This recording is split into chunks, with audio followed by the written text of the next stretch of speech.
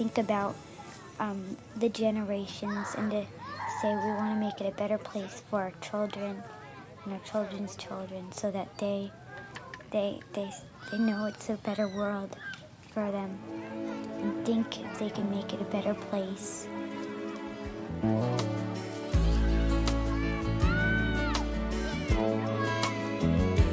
There's a place in your heart, and I know that it is love.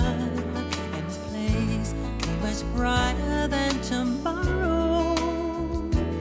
And if you really try, you'll find there's no need to cry.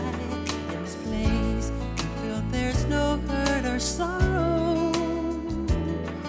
There are ways to get there if you care enough for the living.